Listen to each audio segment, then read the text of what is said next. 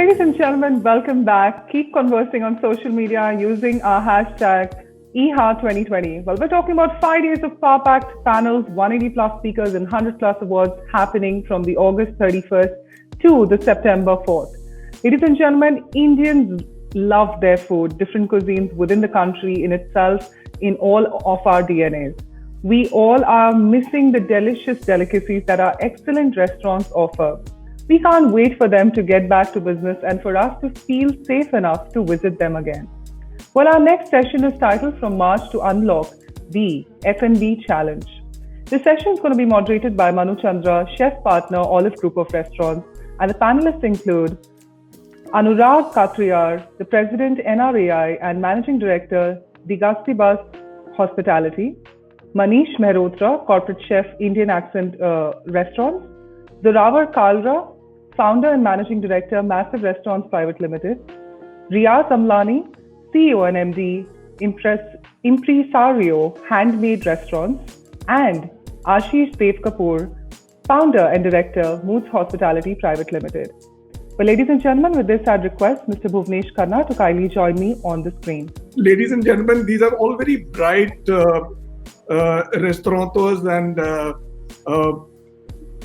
like Bhavna said, if it is food, of course, I will be around, though I'm eating a lot less these days, right? But food is for life. And each one of you have carved a niche for yourself on your own. Even though Zorawar father was a great name, a name that we all cherished and shall cherish for the rest of our life. Riyaaz Amlani, another huge name with Impresario. Who does not know social? Manu is who shall anchor the show. I shall talk about him the last. Manish Mehrotra, again a chef of great repute. Right? Let him gather more glory. And he heads the Indian accent. Ashish Kapur is young, bright, and happening, and who does not know whiskey samba. That brings me to Manu. So Manu has had a stay because of a setback in the family, but we shall put it behind us. Manu is a great chef. Manu is young, Manu is happening, and Manu, of course, Olive Manu shall speak about, and also he heads the southern chapter for the NRAI. Anurag will also be joining. I shall hand you the baton, Manu, to take this ahead, and let's do justice to the 75 minutes we have today. Over to you, Manu. Thank you, Mr. Khanna. Thank you for having us all here and for me to moderate the panel. We'll wait for Anurag to join in, but in the meantime, I hope everyone's doing well. I'm glad to be in the same club as Ashish Kapur, young and happening. Yes, seems to be the right place to be right now. Yeah. Good to see Zorawar, looking bright and fresh as always. Our discussion today is titled From March to Unlock, and I'll try to keep it as snappy as possible. I will possibly interrupt you in the middle to keep the conversation flow going, because there's a tendency, given that we're all in a bit of a soup, to become one a very long list of wars and issues that we face. So we'll try to tackle them bit by bit, but also try to look at the bright side. Obviously, in the last few days, we've seen a lot of activity. A lot of states have decided to go ahead and allow for bar operations. Some states are, reissuing curfews and clampdowns. So, of course, from March, as I call it, March to Unlock can also be called Qayamat se Qayamat tak, because we still don't know how much water we are in and what the future actually looks like. In fact, in the words of a very prominent New York restaurateur, he said, if anyone claims to say they know what's happening, they're talking crap, because nobody knows what's happening. Are we there, or have we passed that stage yet? So we'll try to tackle some of this today.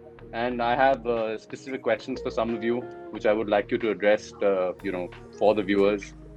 I'm sure there's a lot of people from the hospitality industry, as well as a lot of young entrepreneurs, restaurateurs, especially students who sort of watching this show. So they have a lot of questions. they're also very unsure, very, very afraid, and rightfully so.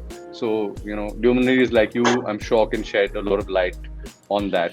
So let's, get right to it. My first question was for Anurag, but he's not here yet. So I'll actually ask Riyaaz instead, because both of them have, been instrumental in all the lobbying efforts that NRAI has done over the last year, couple of years. Riyaaz, of course, has been involved for a lot longer, very vocal, great associations and connections over these years.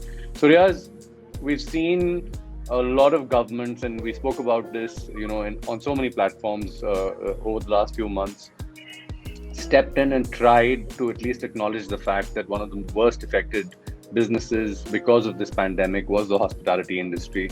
Why did we not see anything even remotely similar to that in this country? And where do you think we went wrong as a country in addressing probably one of the largest employers of human capital, as far as business is concerned? We are going to hit the ground running. So March to Unlock is the title of the discussion, and I already asked the tough question to Riyaaz, but he's very expertly fended it off to you because it is NRAI related. I was saying, from the start of the pandemic, we saw it became very evident that probably one of the worst hit businesses and industries is going to be the hospitality sector at large. Of course, standalone restaurants, very badly affected. A complete shutdown of business. The rest of the world seemed to have acknowledged that. The rest of the world seemed to have made positive noises, seemed to have at least tried to bail them out or help them somehow. We clearly didn't see very much of that or any of it happening over here. Of course, the unlock has now started, and there's statewide policies. Excise is always a state mandated policy, so that makes things complicated. But why do you think that one of the largest employers of human capital receives this, second-class citizen treatment all the time? And why is it that the government doesn't step up and acknowledge that this is an industry that desperately needs bailing out and a lot of help?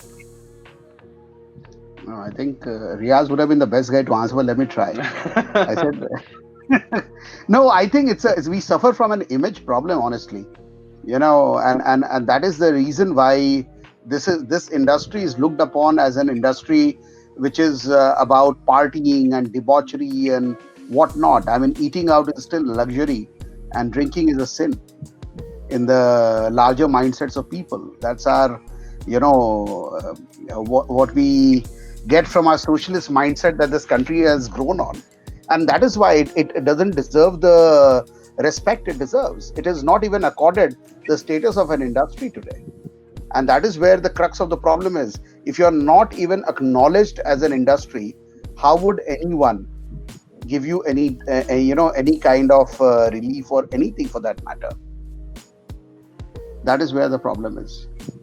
I think it's an image problem more than anything else. And secondly, what also ails us is that there is absolutely not a single authority or ministry that looks after our interest. And IT has an IT ministry, agriculture has its own ministry, railway has its own ministry. We are governed by everyone, from an assistant engineer in the local ward office to the Prime Minister's office. And if you have that kind of regulatory thing, like Manu, you only said, look at health and excise, two of the biggest things with us lies with the state government, but during the pandemic, all the decision making lies with the union government. So where is the coordination? And I think that is where the problem is. So Riyaaz, let me ask you and build on that. As Anurag said that, liquor and drinking is considered a sin. It's a state mandated subject. We have dry states in the country. It's quite bizarre, but every time there's a cash crunch, there's only one place everyone seems to look. And even now, when we find ourselves completely broke and state coffers empty, and we've heard this time and time again, the one thing that seems to be kick-started and activated and, all kinds of restrictions lifted are actually on liquor. There are figures that vary anywhere from 16% to 28% of the state's exchequer's income comes from the sale of liquor. When you're so reliant on the sin taxes, isn't there more that needs to be done in making sure that there is, a little more due credit paid for people who actually service that product for you? I agree with Anurag ji, of course.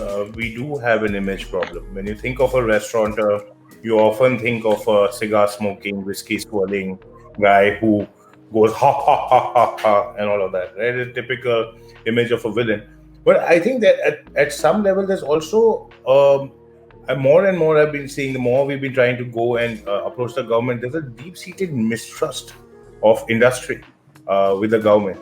When NRAI went to the government with their demands, they were told that you guys are dishonest people. You guys you're definitely holding on to your inventory. You are not willing to let go your inventory, so we cannot help you. When hoteliers went to the government, they were told if the government starts helping five-star hotels, then what else? What that's going to be a big image problem. When we went to the government, we asked for. They first told us, look, we don't have any money. Don't bother us with money. So we went to them with various options and ideas. Like, okay, if you can't help us out now, why don't you make conditions better for us? Why don't you deregulate our business? Why don't you allow for GST input tax credit? Why don't you allow restaurants to serve in open areas? Why don't you make our licenses easy? Why do we have this 25-year age limit for drinking? Why don't you make it move from licenses to registration? Right now, we need about 32 different licenses and NOCs. Why can't we move from licensing to registration so you can, come and check whether we are compliant post? But we were told that, okay, but that is not COVID related, so don't bring that up to us. So it's almost like this kind of, attitude where people who are doing business are actually being frowned upon. So we do have an image problem, but more than that, I think the government is not yet serious about unlocking the potential in tourism. Because currently, if you just look at the figures of tourism, I mean, before COVID, this was 8 million, out of which only 3 million were bona fide tourists. The rest of them were NRIs who were returning home, or were Nepalis and Sri Lankan, or people from a neighboring city. So that does not count as tourism. When you have 18 million people in one city with $300 or more to spend per day, it changes everything. Right? And it is unfortunate that with all our lions and tigers in one country, mountains, rivers, seat of ancient civilizations, we only have 3 million visiting our country. And I think that it's systemic. And I think some of this starts off with this kind of puritanical notion that hospitality and restaurants and enjoyment is necessarily a bad thing, and maybe penance and leading a slightly more Spartan lifestyle is a better thing. I don't know, but it is clearly hospitality and tourism today is one of the lowest hanging fruits that the government can attack. We are about 3 times the size of the IT industry, and like Anurag ji said, we have an IT minister. But we are 3 times the size, and we can actually scale somebody to be in our industry in a day, in 2 days. But if somebody has to be in the IT industry, he has to be skilled for at least 6 or 7 months before he can even enter the IT industry. So there is a disparity, and we've been plugging away now for the last 8-9 years. Maybe it'll be a trickle effect. Maybe it'll be the water drop, one drop at a time. But hopefully the government will soon rise up and things will get better for the industry. I mean, we are eternal optimists, right? That's what we do. It's funny that you speak about tourism and the numbers of tourism. I saw a figure somewhere which said that the footfalls in the Mall of Dubai were nearly 2.5 times the number of tourists that India receives on an annual basis. And I think that was a very stark contrast in saying that, I mean, a country... Dubai sees Dubai Mall sees 100 million visitors a year, which is about 33 times the size of Pukam to India. That's crazy. That's staggering. 100 million, wow. That's a lot of footfall. So, I mean, taking from that, talking about tourism, talking about cities that thrive on tourism, let's speak to, let's ask Zorawar. I mean, Zorawar, you have interest in London, so does Manish. You obviously have had far more international exposure through your own establishments, your restaurants. You've got franchises, across the Middle East, and obviously now with Farzi Cafe London. You seem to, in discussion that we had unofficially, clearly there was so much being done in that city to make sure that the industry survived. In fact, the more recent measure that the government was funding the discounts in restaurants, and you saw phenomenal footfalls over the weekdays. That was also very encouraging. Tell us a little about that. I mean, what's the international experience been for you so far? Let me build upon. Firstly, let me build upon Riyaaz's description of a restaurateur. It's akin to a Bond villain. Smoking cigars, doing ha ha ha, swirling whiskey. The only thing missing is that white cat. I think once we have the white cat, we'll be exactly like a Bond villain. No, it's unfortunate that the perception is such as that. As we have said before on this forum and on various other forums, that the food and beverage industry is the second highest employer of human capital in India after agriculture. It contributes nearly 3% to India's GDP. Yet the status of an industry still is devoid. I mean, we still don't have that status, which I think so richly deserve. That being said, I think this new unlock, like you said, with the allowance of liquor, the relaxation of timings, etc., is definitely going to be a positive step. And I hope that it helps a beleaguered industry in recover some of the magnanimous losses that we've suffered over the past years. I still think growth will be slow and steady, but at least it's a move in the right direction. However, specifically answering your question about the Eat Out to Help Out campaign, let me tell you, it was a roaring success. On the last day, which was, I think, Monday, the Monday of this week, we had lines out the door. I posted some photos on social media. I couldn't believe it. It seemed like opening day to me. And it was the last day. They spent £500 million on reigniting their F&B sector, because we all know how many millions of tourists go to London, and most of them go there for the fantastic food offerings that the city has, apart from the cultural heritage. And they took a very positive step. It was a roaring success. In essence, the weekend shifted. The weekend became Monday and Tuesday. And the other days, like literally, I'm not kidding, Friday and Saturday were significantly lower. But what that actually did was help people get over the fear, because I think the biggest problem we have right now, apart from the regulations and all that kind of stuff, is the fear psychosis. Humans are afraid to go out. They think that bars and restaurants are a hotbed or super spread or have super spreader status. And unfortunately, it's very important for us to get over that. I mean, I think that fear is what's going to debilitate our industry even going forward. But schemes such as this have helped people by giving them the carrot of a discount, has helped people to go out. So millions went out, literally millions. I think 50 million people, because £10 each, 50 million is 500 million pounds. And you had 50 million citizens of the US and tourists, of the UK, and tourists, although there were not many tourists. So I'm talking about literally repeat clientele that went and visited these restaurants, helped kickstart the whole setup, helped get a lot of encouragement going. They have their percentage of GDP. Restaurants provide a smaller percentage of GDP of the UK than we do to ours. So they've taken a very positive step. I think it was a genius move. I think an Indian gentleman came up with that, who works with the UK government. And I just hope that we can learn something from that, because what we need right now is a kickstart. We need to get the momentum going. We need to get the engine started up. And once we get that, I think Indians love eating out. We all know that food is the largest form of entertainment in India. We're 40 times larger than Bollywood. I mean, literally, people like you and Ashish, who look like movie stars, should be the new movie stars of the whole, of our industry. And it's truly important for consumers to also understand. But I think the government has to play a more key role.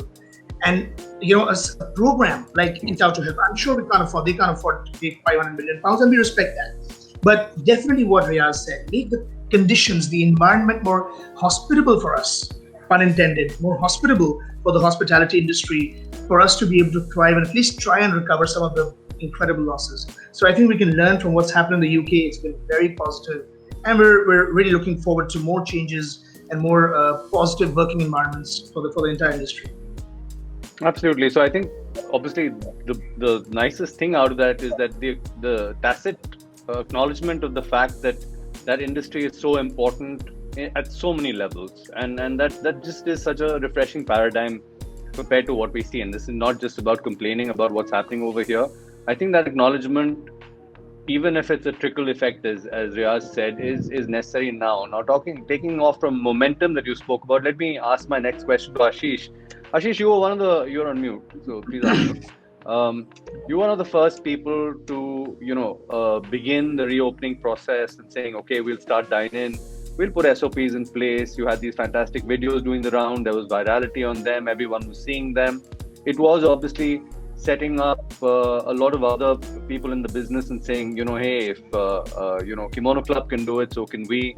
How's your experience been so far? Manu, I'm super excited just getting back into a working routine after 5 months. So I think it's, whatever said and done, it's great to be back in the business of seeing people in the restaurants and just be serving again. And I think, the new normal is here to stay. And if you saw in the videos also, which we made, they were balanced between not only talking about the new normal. I mean, today walking in a place and getting temperature checked and getting your hands sanitized is the bare minimum, so that is there. But I think it's more about, coming back to those coffee dates and those business meetings or friends catching up together, obviously with precaution, obviously in smaller groups. But I think it's just about, like Zorawar said, getting the fear factor out and encouraging people to come back to places that they have fond memories of, and just coming back and seeing that, listen, things are not as bad as they seem. So I've been pretty encouraged. I think week on week, obviously we started with zero. So ours is not a business that suffered 20-30%. They were down to zero. And so the base is increasing, but it is increasing week on week. It's still difficult days for the business, but hey, we're at least back on. Yeah, absolutely. I think that's really, I would like to say the encouraging signs, but I don't know if those sort of green shoots permeate across the business. So whilst we are on the topic of a certain level of positivity and looking forward and hoping that this unlock is going to start beginning to change things, I would also like to dwell upon what's happened in the past few months and the catastrophic effect that's had. I mean, we can't suddenly bury or dust that under the carpet or the rug and say that, nothing really happened and everything is back to normal. There are very far-reaching effects of what's transpired, and that's hit the business at a very, very fundamental level. So I'm going to ask my next question to Manish. And Manish, obviously it's been terrible at so many levels, a complete shutdown of business. As Anurag has said in so many conversations, we work on a deferred payment model. It impacts business at so many levels. You had outstanding debts, you had credit, you had vendors that you hadn't paid. There was a large number of staff, countries, had a flourishing catering outfit. You were, flying across the world and doing really high-end caterings, etc. Everything came to a grinding halt. So the business wanted to enter the fray. So the people who were all, what your take on what is this going to do for long-term employment opportunities? It's really tough. It's really tough, and that this thing happened and everything came to zero. It's not that the loss of business, everything went absolutely zero. And for London operation, we have to shut the operation because we thought that we are not going to make it. Whatever we are losing, we are not going to make it in the future also. So, and the landlord was not ready to help us out in any way. And again, we were in one of the most expensive areas in London on Albemarle Street. The rentals were really crazy. So we had to shut the operation. And in India, we managed through because of our past savings and all. But yes, in terms of if you see Indian accent, my average commie or average waiter, he earns at least 1.5 times from service charge and the tips. Like in December, the average service charge for the entire team, in my team, everybody gets the same service charge, was 32,000 rupees a month. 32,000 rupees a month somebody is getting, as a service charge and suddenly it becomes a zero, it is like it's a big impact on them. So that went down. Then there was no business. So the salaries percentage was down. We are getting very lot of percentage cut in our salary also. So 1 month, 2 months, 3 months you can survive on your savings and all. But after that, it becomes really tough. So for all of us, for the suppliers were asking. The people who owe us money, we were behind them to give us the money. Parties which we did in November, October, we were still waiting for the payments, and some places we are still waiting for the payments to come. So yes, there is a huge impact, but I think now it's going to get over. And New York business is picking up. In-room dining very soon it will start. There, the landlord was very sweet. They helped us in setting up a proper restaurant outside, so we could do a proper business outside the restaurant, because in-room dining is still not allowed in New York. And New York is now open and it's working and showing very good signs of improvement. And the moment in-room dining will start, definitely it will be, I won't say it will come back to the normal, but at least a good amount will come back. Okay, Manish, I'll just stop you there. So again, taking from what you said sweet landlord. Now, sweet landlord is a bit of an oxymoron. There are not very many sweet landlords out there. Over the months, of course, there's been a massive tussle. It goes without saying. We're seeing, cities, I read the New York Times every day. I read the Guardian every day. I read at least 4 newspapers every day to at least get a handle on what's happening across the world. And, it's the writing on the wall is very clear that real estate has plummeted. Rentals have plummeted. You cannot work on the old paradigm anymore.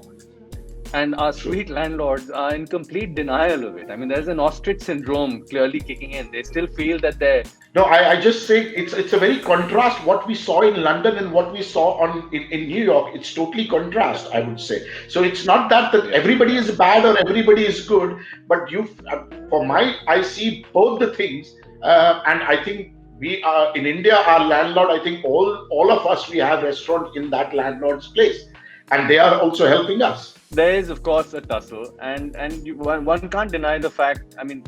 Much as we'd like to believe that things are coming back to normal, we're looking at numbers every single day. We're seeing cases climb every day. We're hitting records that nobody else in the world has hit.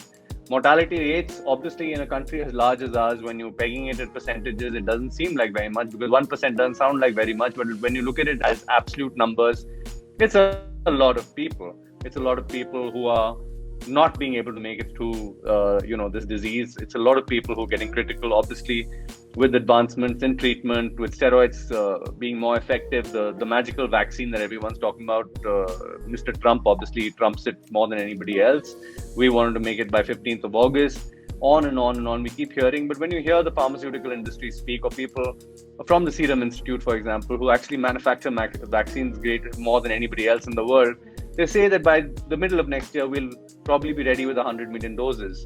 We're a country of 1.3 billion people. Obviously, it's not going to be that easy to get out there. And the first 100 million doses, even if they're manufactured by the middle or end of next year, are going to go to the services. They're going to go to the medical staff. They're going to go to people who are more vulnerable, older people. So it'll be a while before this vaccine comes in. So if we continue to go, I'm going to shoot the next question back to you, Riyaaz. If we continue on this trajectory, if the SOPs continue to say that we're going to be at 50%, this is a fundamental alteration of the way the business model works. It's not what we programmed. Every bit of programming, every bit of Excel sheets that were made in the past will have to be reworked. Need to take off places down. Obviously, they can't face the heat. So, what's your take on the real estate, and what's your take? I'd like to discuss the business model aspect in slightly more detail with all of you. But let's talk about real estate for a minute here. No, Manu, you are bang on in your assessment. I definitely, I think we, like I said before, we are optimists. But in this case, I think we need to err on the side of caution. There is just no way with a 50% social distancing norm, that our business will come back above 50%. I mean, it's pure mathematics. It is my understanding. If that, and like I said, that is obvious, but it is my understanding that we will be at around 35% of our pre-COVID businesses best case scenario for at least the next 9 months, if not more. Right? Again, I'm saying this is best case scenario. So while everybody might be talking about green shoots, etc., and getting really excited, I think there are two factors at play. One is the fact that there is pent-up demand, right? There is this kind of need to go out, which is expressing itself. Sustainability confidence is growing, but I don't see it going past 35%. So whenever we do our calculations, we have to account for this loss of business, right? We are not going to come back anytime soon. I know that a lot of us here feel, we're going December, everything's going to be back. January is going to be amazing. I don't see that happening. So we have to be ready. In our conversations, as you know, that most of us on this group have come together and, worked in unison, except, of course, superstars like Ashish, who manages everything on his own. We've been able to really kind of come together, work out solutions, been able to explain to landlords what we really, really need and want. And I would say that out of, we have 60 keys, we've entered into litigation with one landlord. Landlords are understanding, but they are not being able to understand the length of the duration of the issue. The issue is going to be much longer, and we all have to try and find solutions. That is going to be an ongoing battle. So I'm hopeful that the landlords will understand, and they will have no other option but to kind of work with good operators, because I feel the future, there's going to be a glut and a huge supply of properties. Operators are going to be the ones who are going to be in higher demand, right? Because there are all these restaurants which nobody to operate. So eventually it'll become more the hotel model, where the hotel owner is a property owner, but the operation is actually done by the restaurateurs. So I think that could be a possible silver lining, but it will require letting go of some old business models and old precepts and old constructs and adopting new models and new constructs. And I think that this virus will precipitate that. And I think another silver lining is a lot of fault lines that were there existing in our businesses, where we were having way too many people in our waiting staff. Service expectations were overtly exaggerated. Like if you enter a hotel in India, there'll be 8 people who will give you a salam but will be doing absolutely nothing. There'll be a guy who will open up your door. There'll be a guy who will give you a salute. There'll be a guy who will open your door. You will go in. There'll be somebody who will put a har on you. Then a receptionist will treat you, and then somebody will take you to your room. This does not happen in the West. In here, if you have a 100-cover restaurant, you're going to have at least 60 people in your front of the house, back of the house, working in that restaurant. It doesn't work like that. I'm sure Manish and Zorawar will be able to shine a better light on that. But it doesn't work like that. Here in India, service expectation is, if I look up, I want to make eye contact. If my glass is half empty, I expect it to be full. It doesn't work like that in the West. In the West, you give your orders together. You don't expect to see the waiter again until your order comes back to you. So there will be some, fault line corrections in staffing. There will also be some corrections with real estate prices, because as you know, we pretty much have a purchasing power of a third world country, but we are paying more than first world rentals. So there has to be a correction and something has to give. Anurag ji, I'll just quickly step in. You have been leading the charge in many ways. You're trying to figure out a kind of a new working relationship with landlords. How's your experience been, and how have you? Are you excited by the unity shown by restaurateurs in this tough time? Yes, by and large, I think I'm very, very happy, Riyaaz. And you are aware of it, that most people have agreed to come together during this time. I think the biggest challenge that I see vis-a-vis landlords is the change of mindset. If you believe that whatever was the commercial understanding in pre-pandemic times, they hold any relevance today, then you're living in La La Land, honestly. There is no way. They are absolutely irrelevant. This is a brand new world which requires brand new thinking. So if you start thinking from the benchmark of what was happening pre-pandemic, then nothing is going to work. But luckily, lots of landlords are seeing this. We have seen some institutional landlords like malls and all also coming around to the reality. It is, I posted a story this morning about Mirchi and Maim and Madira and Maim and Pavai coming back after announcing a closure.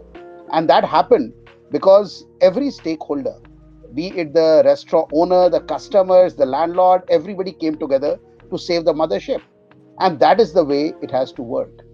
Anybody who is living in this thought, anybody, whether it is you and me as restaurateurs, our staff, our landlords, our aggregators, anybody thinks that the pre-pandemic terms of engagement hold any relevance, then he needs to reassess himself. It has to be a brand new engagement. And I think industry, as far as I'll talk on behalf of NRAI, I think we are all understanding that. We are pretty aligned on that. And rather than getting on a combat mode, right now what we are doing is we are negotiating with everybody and seeing that we come up with a workable solution for the sector. So I think, to that extent, Riyaaz, yes, we are walking in the right direction. The path is going to be a little long, but I think we'll reach there. So Anurag, just cutting you off over there. I'm back. My broadband sucks. Sir, welcome back, Malik. I'm back. Taking from what Riyaaz was saying earlier about green shoots, we're all talking about green shoots, but 35% is a scary number. Even if we're looking at it, optimistically, I don't know how to see the half glass full in this case because, at 35%, no half glass. It's not even a half glass, right? It's below. It's not even a 1/3. It's a little bit more than a 1/3. Yeah, and I mean that's like a Patiala peg, right? So 35% is a very stark number. At 35%, there is going to be a very deep shake-up of a lot of us who have been, on front pages of ET, on the third page of ET, receiving institutional funds. That whole cornucopia of opening up lots of outlets, having funding coming in, valuations that were through the roof, has come to a grinding halt. Relationships are strained. Board meetings, thankfully over Zoom, are not as pleasant as they used to be. Not that they were pleasant to begin with, but they're a lot more unpleasant over now. They're asking questions which are almost impossible to answer. Like I said in my opening remarks, that the New York restaurateur said anyone who says that they know what's going on is talking rubbish because nobody knows what's going on.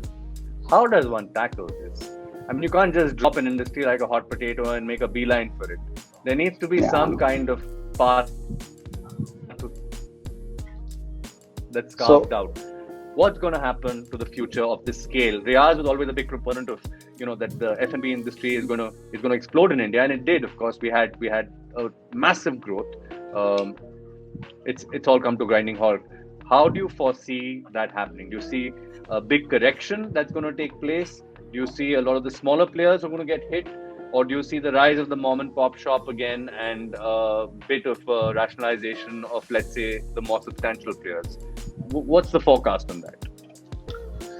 So first of all, I think I'll start with where I left while you were away. I was talking to Riyaaz and others. Listen, we will have to forget our old benchmark of sales also. So this 35% or 50% or 40% or whatever it is, we have to start looking afresh.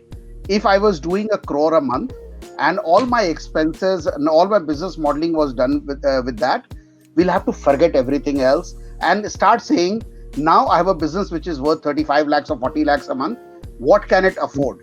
Whether it is in terms of real estate, people, other expenses. And that is the only way to look forward. We cannot wish away that there is a problem. And we cannot say that tomorrow the business will pick up. I'll tell you, I see two big reasons why consumption is going to be very subdued in the coming days. One, of course, as we all know, the pandemic and the inherent fear in the people. But what we are also not accounting for is, there is a lack of disposable income in the hands of people. How many people in the country are still earning the same as they were earning in March of this year? Absolutely no one. And the moment the incomes go down, the first casualty is the industry which fuels itself on discretionary expenses. We are one of them. Yeah. We are one of them. So it is going to be there. So I think the answer to your question is, we reached 1 crore a month, for example, and that became a benchmark. We have to erase it, Control, Alt, Delete. and say, here is a business which is worth 35 lakh rupees a month. Is it sustainable? Or to make it sustainable, what is that I need to do? While I'll continue to work to make it 40, 50, 60 at a time, but I cannot die under the weight of my own losses. And that is where I believe that when I'm talking about landlords should forget the old terms of engagement, I think even we need to start to think differently. We cannot be thinking on the lines of what we were doing pre-COVID. I mean, if I pick up from where Riyaaz left, that means if anybody is at the 50% size of where they were pre-pandemic, they should be happy, because it is better than what we are anticipating it to be. So it's very clear. I mean, you have to carve out your expenses, bearing in mind the revenues that you're going to generate. And after doing everything, you realize it is going to be an unsustainable business, then please don't think from your heart, think from your head and cut it off.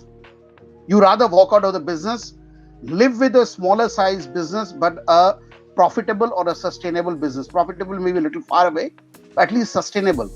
You can sustain a certain loss for a certain period, but you cannot sustain a very big loss for a big period.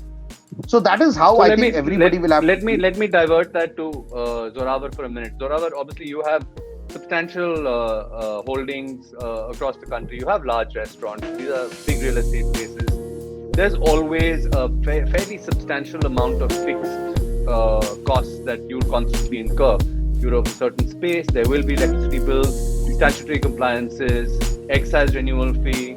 I don't see those changing anytime soon, because we clearly haven't gotten any stops from the government as far as those are concerned.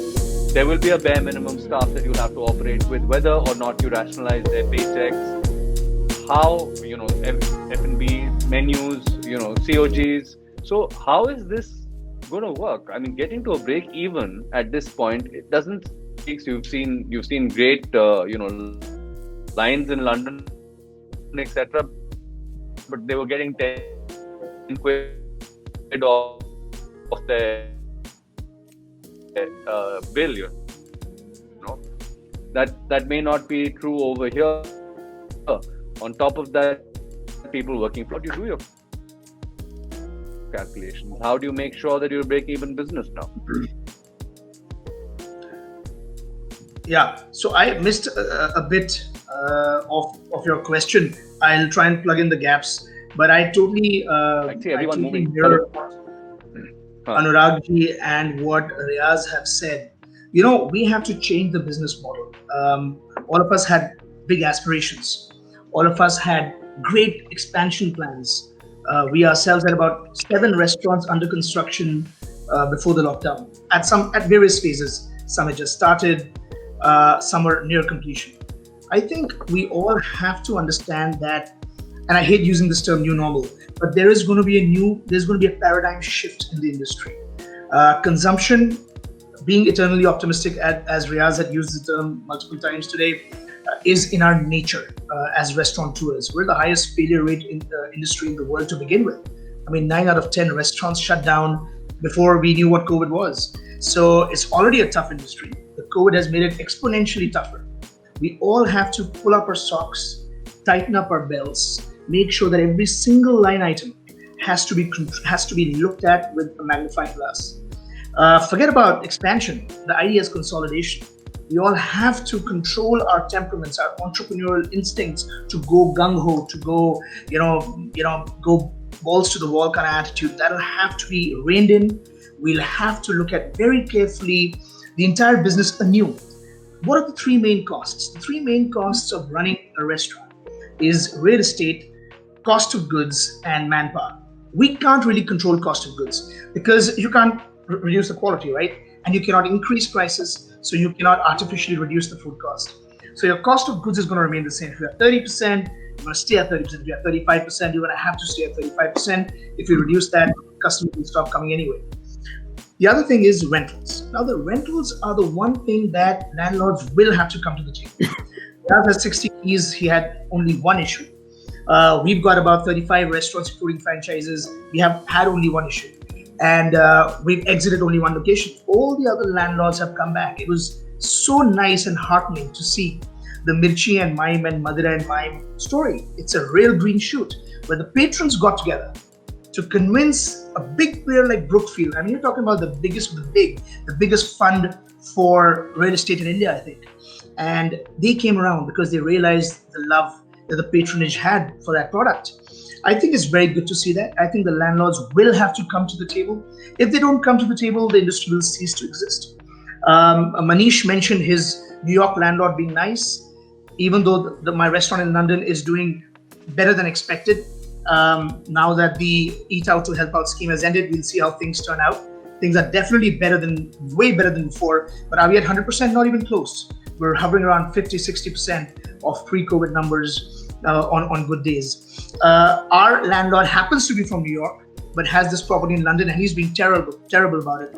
We're facing problems, and to be very honest, if he doesn't come around, there might be a case that we might have to get into ourselves. But the government over there is very proactive, and if a landlord is being unreasonable, without interfering, they're definitely going to have a very soft stance on restaurants that are having troubles with bully landlords. The third aspect, of course, is manpower. Now, this is a tough one.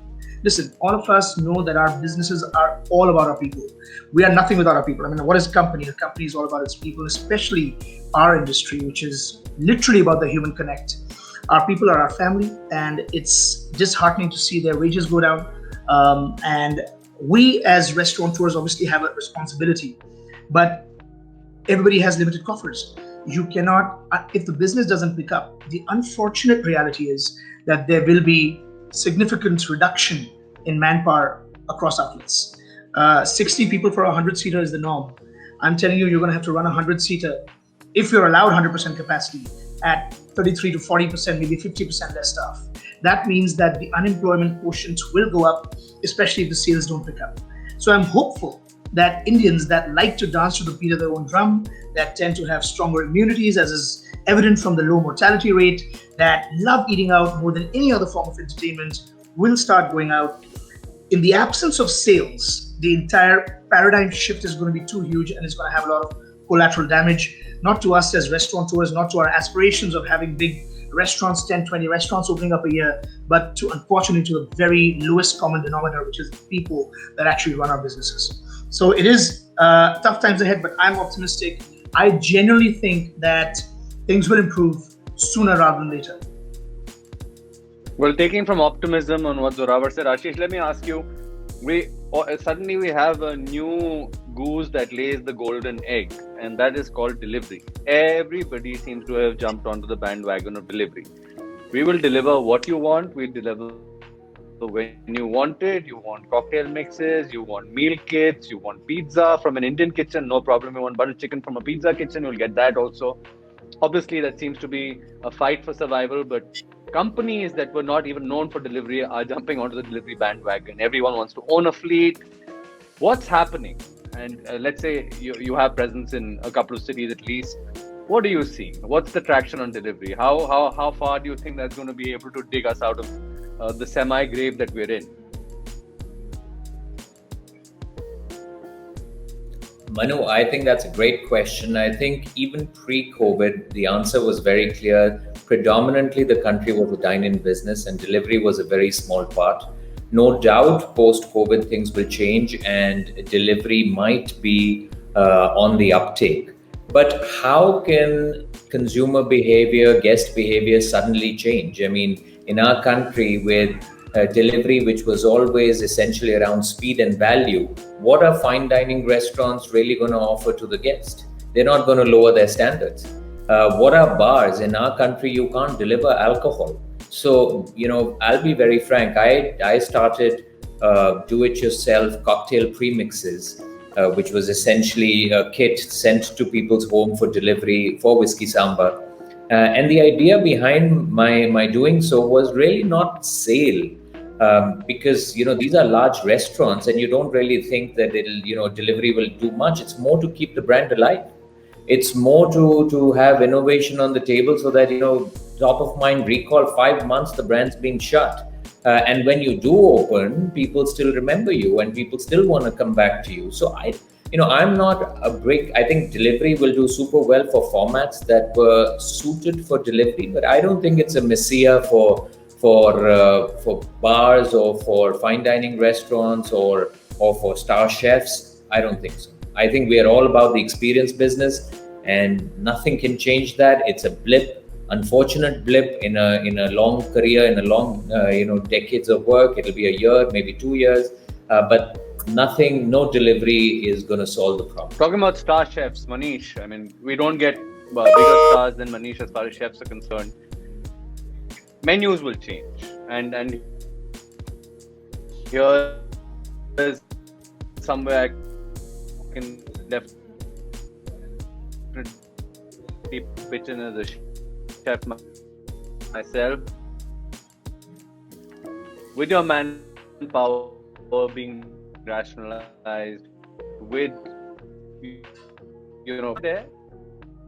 Can you hear me? Yeah. Okay. No. What happens to the menu?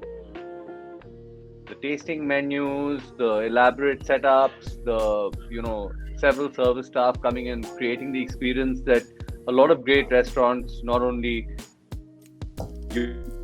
yours but across the world, got known for. How do you see that changing? I can't hear. I didn't get everything, but hello. Can you hear me now? Hello. Okay. Yeah, I can hear you. So, yeah. How do I'm saying I missed one, but I know the question what you are asking. The restaurant operates, the menu, the customer experience changing. Nobody wants to sit and linger for 4 hours over a tasting.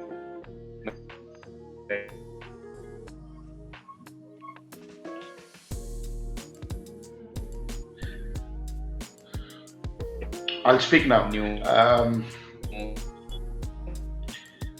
Possibly. Yes, I think you can go on. Yeah. Of course, there is a niche market that you attract, but even in the niche market, there seems to be a lot of trust deficit. There's a lot of caution.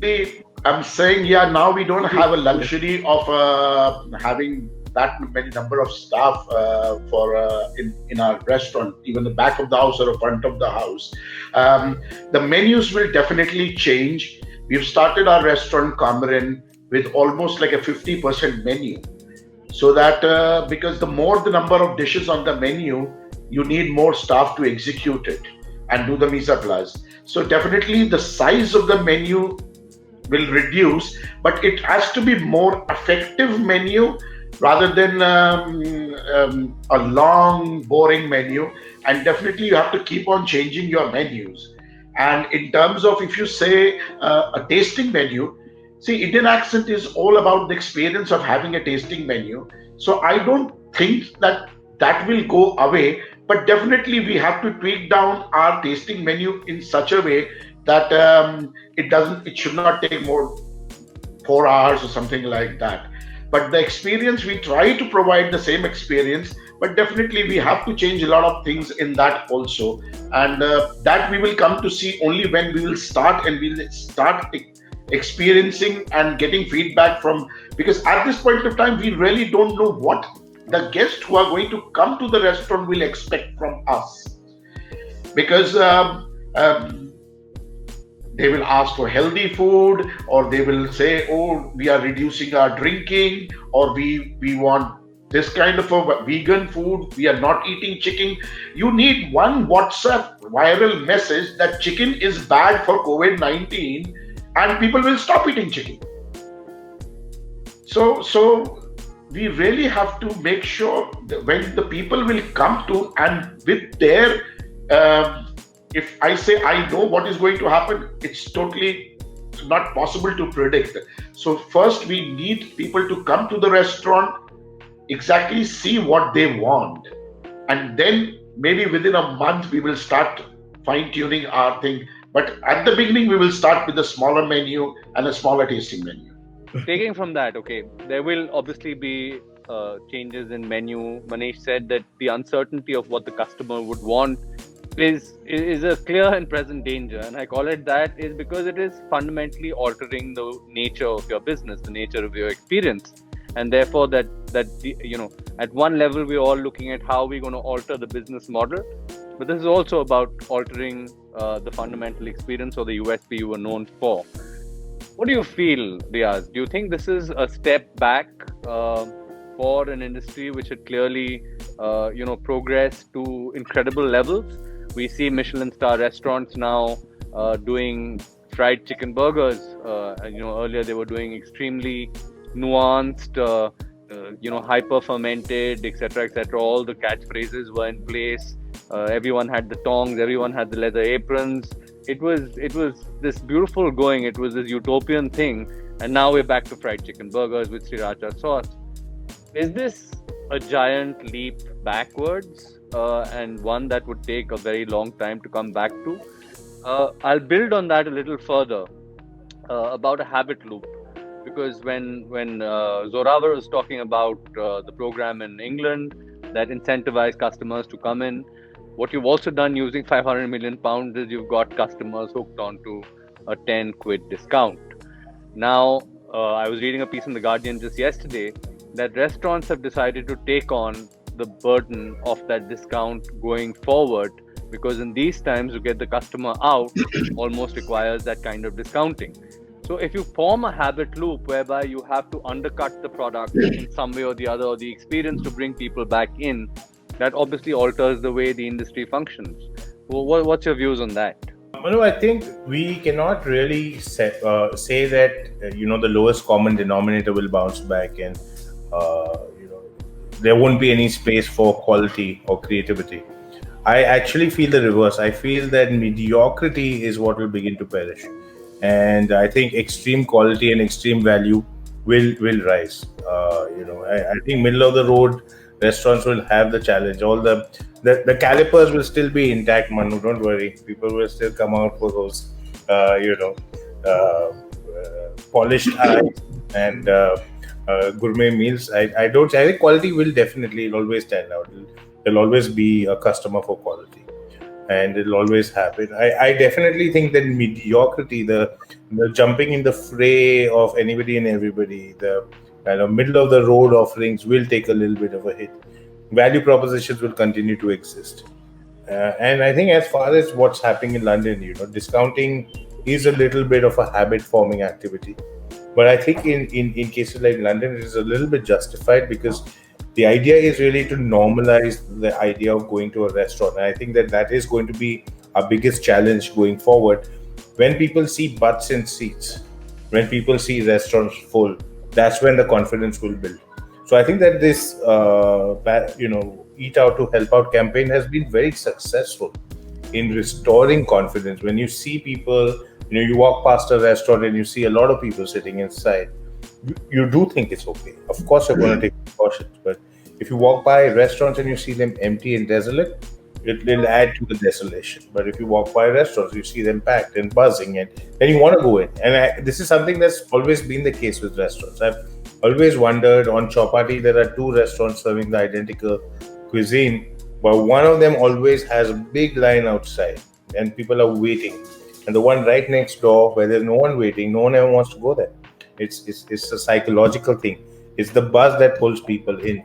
So that discounting as a tool, how much we've worked, Manu, and we fought, all of us here on this panel have fought against the idea of discounting and deep discounting. If you remember, the entire logout campaign was centered around deep discounting, and I think we're all averse to it. But in this case, just restoring customer confidence and putting butts in the seats, I think was a necessary move. And I think what the UK has done has been phenomenal in that regard. And it has saved an industry. And because it saved an industry, it saved the vibrancy of the city. And because it saved the vibrancy of the city, it saved so many more lives. Even in states where there's kind of PPE, the payment protection program that was there, has actually gone a very long way in saving the industry. Unfortunately, here we have to go Atmanirbhar ourselves, and we'll have to find a way of surviving. But we are resilient. We are the cockroaches. We will survive. Resilient. That's a great word. I just in a recent interview said that I did not realize that the propensity of the small Indian businessman to weather the storm was as strong as it turned out to be. I was anticipating a lot more closures, and I don't know if it's that the reality is going to start hitting now when we reopen, and things would be different, 4 months from now than they were yesterday. But yes, of course, we're all now surviving on resilience, fresh air, and Atmanirbharta. But taking all from mediocrity, I mean, that's of course a catchphrase that's been around in the Indian restaurant diaspora, so to speak, for a very long time. There's now a rise of dark kitchens, and I say dark with a double entendre over here because really, with the delivery paradigm taking off in such a large way, I've been using the word paradigm a lot, but clearly that's also a new reality. Delivery. Everybody. I mean, what's going to happen to so many laid off employees? Some of mine, for example, have turned into delivery personnel. They're delivering food for other people. They're picking up from all these dark kitchens. Ex-employees are going to move to dark kitchens and probably produce, maybe not, obviously not the same quality, but a similar set of SKUs which you can get in your home for much, much cheaper. This could be a possible disruption cycle. And I'll add to that further. A lot of people who've been laid off are also turning to cooking at home, and now it's this whole thing that I can get amazing regional food made by a Maharashtrian neighbor, for example, who started doing home deliveries as well. So there's this rise of the home kitchen business and the rise of the dark kitchens. That also does eat into the share of how people order and consumption patterns. Do you think that's another blow overall? Ashish, would you like to take that? Manu, when I ran Yo China, we had a significant delivery piece. And I can promise you one thing. In today's world where hygiene and trust is even more important, just going dark is not going to work. I think as a guest, there's a fundamental need for people to know where the food is coming from. There's an emotional connect to, it's not just a functional need. So it's not about just pricing. And I think places that are just surviving on a dark kitchen, very difficult. Yes, if you have a hub and spoke where you have one or two locations where people have built memories, people have an association of hygiene, and then for a distribution standpoint, if you go dark to service that, I can understand. But I don't think that just going dark or ordering from a neighbor really, on one hand, we're talking about hygiene and COVID and everything, the new normal. And on the other hand, we're saying, wait a second, that doesn't really matter. Of course it matters. Of course it matters. And I don't think that's something that we really need to worry too much about. Yes, we might want to asset utilize our own assets better. So, we have 5,000 square foot restaurants. So for example, a wine company is in Cyber Hub, which is in the epicenter of a large corporate clientele. So would I want to run the Cyber Hub Pizza company out of the wine company kitchen because that's more conducive to delivery? Possible. But do I think that will become a larger business than dine-in tomorrow? Absolutely not. Zorawar, what are your views on that? I can see that Bowtie, etc., has started looking at delivery. Some of your other brands as well, I'm sure, which wasn't the case earlier. Delivery wasn't a large part of your business, it was largely dine-in. How do you foresee this going forward? So, Manu, just a time check. We've got about 10 minutes to go, including your summarizing it. Okay, super. All right. I'll take the hint. I'll keep it short. I completely mirror what Ashish has just said before me. In fact, he kind of spoke my mind. I think, firstly, it's great that people are getting alternative employment opportunities. So in that sense, cloud kitchens and stuff is fabulous. People get to live their spirit of entrepreneurship. They get a second chance. I think that's a positive thing. However, the consumer psyche is very fragile. Indians tend to be a little conservative. I think the sense of security that one gets, for example, if you were to open Zomato and you'd see 20 restaurants serving butter chicken, you'd immediately go and perhaps be tempted to order from the one whose physical store you've seen, or who's built up a perception of safety and security in your mind over years, over decades. In case of your brand, Olive has been there for 20 years. I mean, if I get a pizza from a random XYZ company and right next to it there's an Olive pizza being sold at 2.5 times the price, in this day and age, I would prefer to still order the Olive pizza despite it being slightly out of my budget. So I think the most important thing is fear psychosis and the perception of safety. So all your delivery restaurants, and I've been delivery averse. In fact, I've been known to be a person who talks against delivery because all of us here on this forum are actually experiential restaurateurs. We believe in dine-in. Dine-in will never be replaced. We have to understand that in this world, everything can go virtual, but restaurants and bars can never go virtual. It's that human connect. It's that one-on-one human behavior. It's the need. We're social animals, and I know you're going to laugh when I'm going to repeat this cliche, but being social is in our DNA, right? So we're going to bounce back. We're going to bounce back very quickly, and we need to hang out with each other. I can't wait to have a drink with Riyaaz, for example. I've been calling him to Delhi for the past 2 weeks. We've been having this conversation. Aja bhai, brave it. Come for a day to Delhi. We'll have a drink. Daru could get, we'll sit at social, we'll hop over to Farzi, we'll go to Beer Cafe, we'll go to Wine Company in Cyber Hub. So, I think it's part of our nature. Delivery will definitely take a larger chunk of the pie. So the percentage will become bigger, but it'll never replace dine-in. And the moment you have positivity, the moment you have hope, you'll see people coming out in droves and you'll see a rebound of dine-in. We like to call it revenge consumption. I know it's a very common phrase nowadays. I think you'll see revenge consumption hopefully soon. I don't know the time period. There's no way none of us have a crystal ball. But I'm thinking that even though delivery, takeaway, dark kitchens will gain more prominence as compared to pre-COVID, I don't think they'll ever replace dine-in, as Ashish has just said. So I think it's good. I think fine dining is here to stay. Not fine dining necessarily. Fine casual, all that kind of stuff. Beautiful bars that all of us, have endeavored and worked so hard to create will bounce back eventually. Yes, the next few months are going to be tough, but I think there is light at the end of the tunnel. Anurag, if I were to say, name 3 things. I mean, the nation wants to know. Okay, 3 चीजें आप ऐसी बोलिए over the next 6 months that would help us. It could be from a government standpoint, could be from from a policy change standpoint. What would be required to make the industry survive and then head towards thriving again? Okay, so I'll keep it very, very short in interest of time. I think as far as government as a big stakeholder is concerned, I think it can definitely give us is policy support and liquidity, availability of liquidity through the banking sector, not the sham way that it is happening that, all the announcements made on TV don't make any, impact in the heads of the banker who is actually sitting on the table. In terms of policy, we have been asking for 2 big ones. One is, restoration of input tax credit on GST. We have made proposal, we have made some progress. Hopefully, we'll conclude it soon. And number 2 is a good e-commerce policy, which protects the interests of the restaurants and is not only loaded in favor of the dollar-funded aggregators. This is as far as the government is concerned. What do we need to do? We need to reimagine our business completely.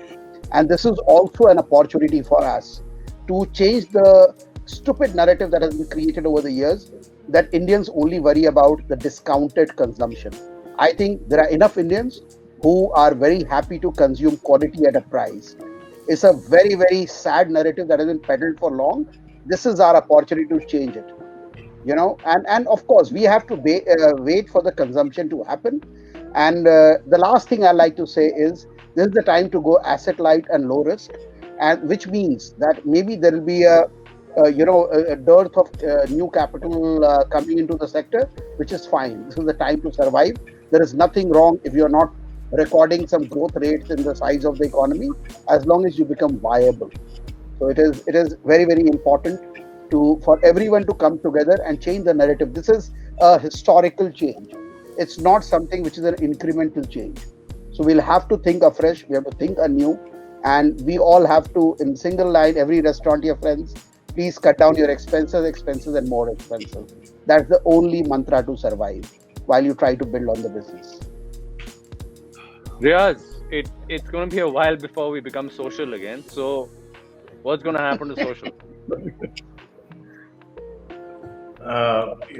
we'll have to figure things out. I think that's going to be important. It's really hard to look forward in a crystal ball because, like you also said, like anybody who pretends he knows something doesn't know anything. We'll have to wing it. We'll have to play it by ear. We'll have to be nimble. We'll have to be alive to subtle changes in the wind, and kind of be able to align ourselves very, very quickly. And unfortunately, one of the downsides of having a larger chain is you lose your ability to be nimble. But I think that nimbleness is what will be required. We are doubling down on our people who can't work from home, can work from social. So that's something that we've been pushing quite a bit individually. The idea is to get butts in the seats and utilize the space as well as we can. So we will do everything that we can. Will we succeed? We don't know. But being social is in our DNA, and I think we are the apex social creature, and hopefully that will come back more than ever. Manish, what do you foresee in terms of a shift in food trends over the coming year? Do you see something new emerging, something dying out? I don't see anything dying up. I see changes in ratios. I definitely see home cooks becoming more prominent. Home cooks and home chefs is something that is picked up. In fact, there's a new platform being announced very shortly from the Gourmet Passport guys, where they're doing an entire platform where home chefs that are certified, that are following all the protocols for food safety, are going to come up in a big way. And I think that's again good. Manish, internationally, let's get a quick international perspective from you. Anything big in the food space that you see, in the food restaurant space, that's going to emerge because of this? A lot of health food will come into. We lost Manish again. Health food, he said. So I guess Manu, you shall have to cap this. You shall have to summarize I will cap it. Yeah. Just to summarize, well, thank you, gentlemen. As somebody pointed out very pointedly on my Insta post yesterday, all men, exclamation mark. This was not programmed. It just so happened that the panel was picked so for their own expertise. There's some phenomenal women doing amazing work there, just to clarify if the people are tuned in.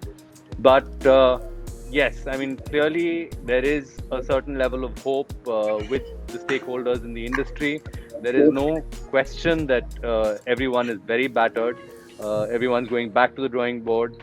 And everyone is obviously rather sad about the fact that there is going to be collateral damage, and we need to take cognizance of that. That this is not a pandemic that will just come and go. Comparing it to the Spanish flu doesn't make sense. The economy is nowhere you can't compare economies of 2020 and what they were nearly 100 years ago. Things are very different. Everything's interconnected, and when there is that level of interconnectedness, there needs to be a lot of rationalization. There needs to be a lot of soul searching. There needs to be a little bit of reprogramming in the way we viewed restaurants, we experienced restaurants and consumption itself. It is going to be a longer road to recovery than one had anticipated in March, obviously. We're all hopeful that we bounce back, but that's not going to happen in the next 3 or 4 months. So everyone's sitting tight and hoping for the best. And like I said in the opening statement, anyone who says that they know what's going on probably doesn't. So, regrouping after maybe 3 or 4 months would probably be wise. And hold on to your board seats and your salaries is what my suggestion would be to all those with institutional funding. And looking forward to a brighter future. I mean, that's really the hope that the unlocks have unlocked. So, this has been a wonderful session, and me, Riyaaz, and Anurag have been having a side chat on Manu being a moderator. 11 on 10, 10 on 10. Having said that, brilliant session. The internet misbehaved, but that be it. Yes. A great session. Thank you, Anurag. You will see a lot of tweets, right? Zorawar, Ashish, Riyaaz, Manish ka internet to chal hi raha hai. So we shall be doing a very big one on F&B, right? So we shall get in some government representation also, and we shall bring you all face to face. Ashish, I've spent a lot of money at your Select City Yeah, thank you all. Thank Thank you. you. Thank you. Have a great Thank you. day. Bye-bye. Riyaaz. Bye. Thank you so much. Bye.